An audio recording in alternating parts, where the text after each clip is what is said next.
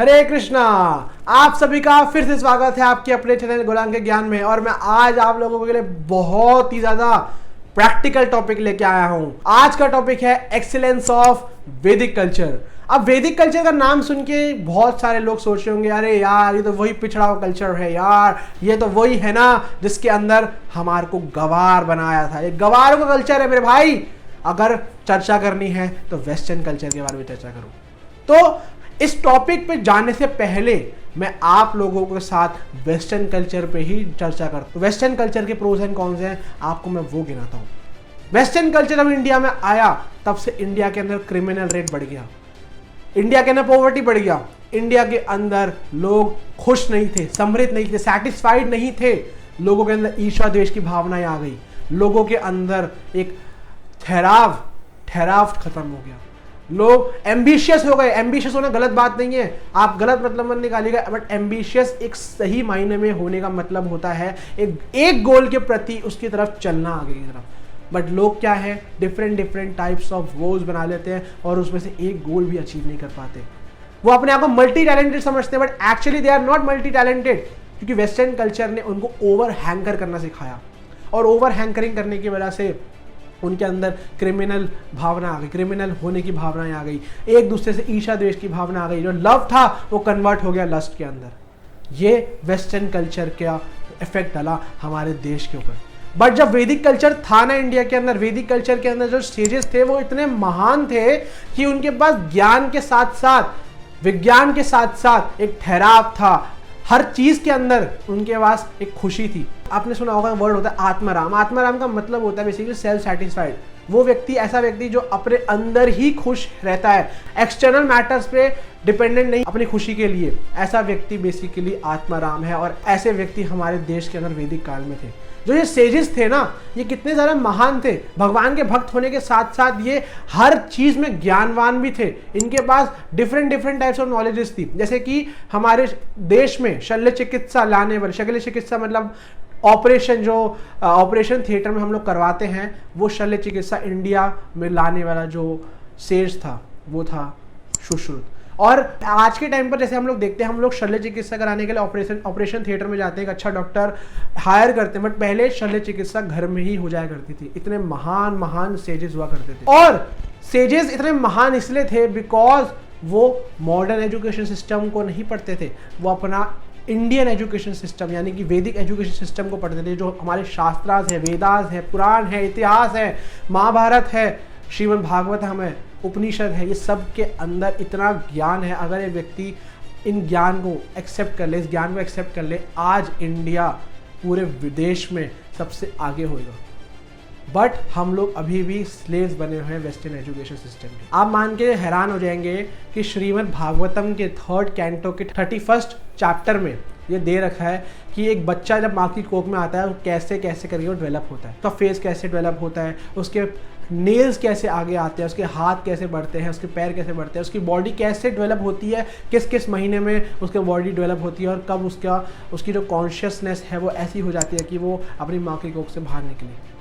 आज के टाइम पर ये साइंटिस्ट लोग अभी 200-300 साल पहले ही रिसर्च किया ये चीज़, बट ये ऑलरेडी हमारे भागवतम के अंदर 5000 वर्ष पूर्व दे दिया गया था व्यासदेव द्वारा। आप मान के हैरान हो जाएंगे कि इंडिया के अंदर जब यूनिवर्सिटीज थी, टैक्सिला यूनिवर्सिटी, नालंदा यूनिवर्सिटी, तब इंडिया के अंदर बाहर से लोग आते थे और इंडिया के अंदर यूनिवर्सिटीज में पढ़ाई करते थे।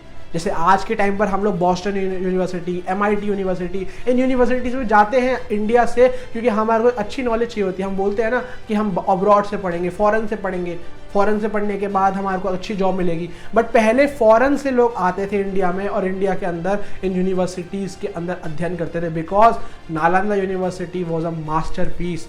नालंदा यूनिवर्सिटी को जब जलाया खिलजी के द्वारा, तब इसके अंदर इतनी सारी किताबें थी, 12 लाख से 15 लाख किताबें थी, कि जब इसको जलाया गया ये 3 महीने तक ये यूनिवर्सिटी जलती रही। और इस यूनिवर्सिटी के अंदर ऐसा नॉलेज था कि अगर आज के टाइम पर ये नॉलेज हमारे जो यूथ है, हमारा जो कमिंग जो जनरेशन है, उसको मिल जाता ना, तो आज इंडिया कितना आगे होता। और अभी भी ऐसा नहीं है कि हमारे पास ज्ञान की कमी है, अभी भी ऐसा नहीं है। अभी भी अगर हम लोगों ने वेदास जो हमारे पास बुक्स अवेलेबल हैं, अगर उसको भी हम पढ़े, अपने एजुकेशन सिस्टम में डालें, श्रीमद् भगवद गीता जैसी बुक्स को एजुकेशन सिस्टम में डालें, तो हमारा जो यूथ है, आने वाला यूथ है, वो कितना ज़्यादा एक ब्राइट फ्यूचर लेके आएगा। हम लोग बोलते हैं ना राम राज्य आएगा, राम राज्य आएगा। अरे भाई राम राज्य कैसे आएगा जब तुम अपने एजुकेशन सिस्टम को ही एक मॉडर्न एजुकेशन सिस्टम के ऊपर डिपेंडेंट किए हुए हो। अपना एजुकेशन सिस्टम, हम बोलते हैं ना आत्मनिर्भर भारत बनना है, आत्मनिर्भर भारत बनना है। आत्मनिर्भर भारत का मतलब है कि हर प्रकार से अपने कल्चर पर डिपेंडेंट होना। हमारे प्राइम मिनिस्टर नरेंद्र मोदी जी ने इसमें बहुत ज़्यादा फोर्स किया कि हमें आत्मनिर्भर बनना है, हमें हर प्रकार से इंडिपेंडेंट बनना है। बट हमारा जो एजुकेशन सिस्टम है ना, अगर वो भी इंडिपेंडेंट हो जाए, हालांकि बहुत सारे स्टेट्स में अभी भी ये प्रयास चल रहा है जहाँ पर श्रीमद् भगवद गीता के लिए कोर्सेज निकाले गए हैं, बट फिर भी अगर अभी भी एजुकेशन सिस्टम के अंदर प्रॉपर तरीके से वैदिक एजुकेशन सिस्टम आ जाए, तो मैं आपसे गारंटी देता हूँ आप लोगों को कि जो हमारा देश है वो कितना जल्दी विकास करेगा। हमारे शास्त्रों के अंदर ऐसी ऐसी थ्योरी दे रखी है, जैसे कि आइजैक न्यूटन ने डिस्कवर किया था कि एक बार वो उस पेड़ के नीचे बैठे थे, आप लोगों ने तो एक्सपेरिमेंट सभी ने सुना होगा, वो पेड़ के नीचे बैठे थे, उन पेड़ के नीचे जब बैठे तो ऊपर से एक एप्पल नीचे गिरता है। जब वो एप्पल नीचे गिरता है तो वो सोचते हैं कि कैसे नीचे गिरा, ऐसी कौन सी शक्ति थी पृथ्वी से जिसने इस एप्पल को अट्रैक्ट किया, नीचे गिर गया। तब जाके उन्होंने इसका निष्कर्ष निकाला, उसको बोला ये ग्रेविटेशनल एनर्जी है अर्थ की। बट ग्रेविटेशनल एनर्जी जो आइजैक न्यूटन ने हमको दिया, ये ऑलरेडी हमारे शास्त्रों में आज से 1500 साल पहले हमारे एक सेज ब्रह्मपुत्र नाम के सेज ने इसको दे रखा है अपने शास्त्र के अंदर। और एक ऐसी थ्योरी भी बताते हैं जिसमें बताया जाता है कि जैसे सन के अराउंड अदर प्लैनेट्स रिवॉल्व करते हैं ना, वैसे ही सन भी मिल्की वे गैलेक्सी के आसपास रिवॉल्व करता है। और ये साइंटिस्ट अभी थोड़े टाइम पहले ही डिस्कवर की है, बट ये हमारे अथर्ववेदा के अंदर बहुत समय पूर्व ही इट्स मेंशन्ड। सामवेद का नाम तो आप सभी ने सुना होगा, ये बहुत ही ज़्यादा प्रीशियस और बहुत ही ज़्यादा एक्सपर्ट वेदा का एक पार्ट है। इस वेदा के अंदर हर एक चीज दे रखी है। जो आज के टाइम पर हम AR रहमान के म्यूजिक, अरिजीत सिंह के म्यूजिक हम सुनते हैं ना, गाने सुनते हैं ना, ये सारे के सारे गाने कहाँ से आ रहे हैं? इस सामवेद से आ रहे हैं। सामवेद के अंदर सारे के सारे म्यूजिक के जो एलिमेंट्स हैं वो दे रखे हैं। जिस प्रकार के भी म्यूजिक हम आज के टाइम पर सुनते हैं, ये सभी के सभी सामवेद से आ रहे हैं। और सामवेद के अंदर और भी ऐसी ऐसी कई प्रकार की चीज़ें दे रखी हैं, और भी अलग अलग प्रकार की चीज़ें जो आज के टाइम पर मॉडर्न साइंटिस्ट लोग रिसर्च कर रहे हैं ना, ये हमारे वेदों के अंदर बहुत समय पूर्व मेंशन कर दिया गया था। पहले के टाइम पर अगर एक व्यक्ति को सांप काट लिया करता था, उसके शरीर में जहर फैल जाया करता था, तो उसको पता है कैसे जहर से मुक्त करते थे? उसको जहर से मुक्त करने के लिए काऊ डंग उसकी बॉडी पे लगाया करते थे। जब काऊ डंग उसकी बॉडी पे लगा करता था, तब उससे क्या होता था, उसकी बॉडी के अंदर जो जहर था वो काऊ डंग पूरा खींच लिया करता था और उसको जहर से मुक्ति मिल जाया करती थी। बट आज क्या है, आज के टाइम पर हम लोग काऊ डंग हो गया या फिर और भी आयुर्वेदिक जो दवाइयाँ होती है उसको इस्तेमाल ना करके हम एलोपैथिक, होम्योपैथिक जितनी ऐसी ऐसी दवाइयाँ हैं उस पर निर्भर है। बट अगर हम लोग देखें हमारा जो आयुर्वेदा था, अगर हम उस पर आज भी निर्भर हो जाए ना, तो हमारे देश के अंदर कोई बीमार नहीं पड़ेगा। बिकॉज इस नेचर से हमारे को इतना वाइड रेंज में मेडिकेंट्स मिल चुके हैं ऑलरेडी। ब्रिटिशर्स और मुगल्स से आने से पहले इंडिया का लिटरेसी रेट वाज 95%। जैसे मैंने बताया कि इंडिया के अंदर नालंदा यूनिवर्सिटी, टैक्सला यूनिवर्सिटी जैसी यूनिवर्सिटीज़ थी, बट ब्रिटिशर्स जब इंडिया के अंदर आए, इंडिया के अंदर उन्होंने देखा कि इंडिया के लोग अपने कल्चर के प्रति इतने ज़्यादा आसक्त हैं कि वो अपने कल्चर को छोड़ते ही नहीं है, चाहे उनके अंदर किन्हीं प्रकार के मतभेद क्यों ना हो, बट उनके अंदर मनभेद नहीं होता उनके पीछे, बिकॉज वो कल्चर के प्रति बहुत ज़्यादा आसक्त है और कल्चर के प्रति बहुत ज़्यादा अड़िग है।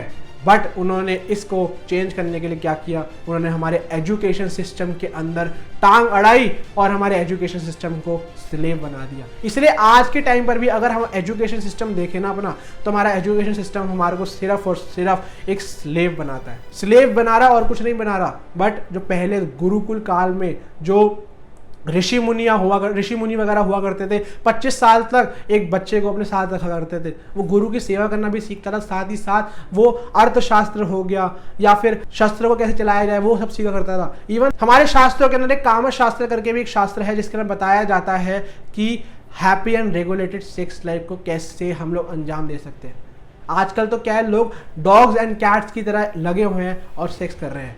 बट कामर्थ शास्त्र के अंदर सब कुछ दे रखा है कि कैसे एक हैप्पी और एक अच्छे बच्चे को जन्म दे सकते हैं सेक्स करने के माध्यम से।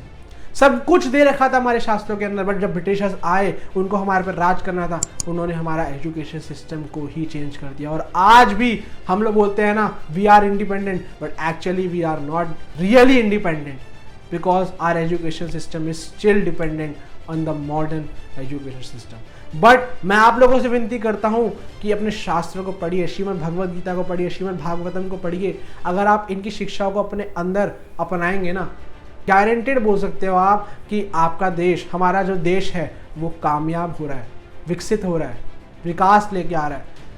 तो वैदिक कल्चर को वापस लेके आने का यही तरीका है कि आप शास्त्रों को पढ़िए, शास्त्रों की जो ज्ञान है उसको अपने जीवन में अपनाइए। आप लोगों को क्या लगता है वेस्टर्नर्स इंडिया से अट्रैक्ट क्यों होते हैं?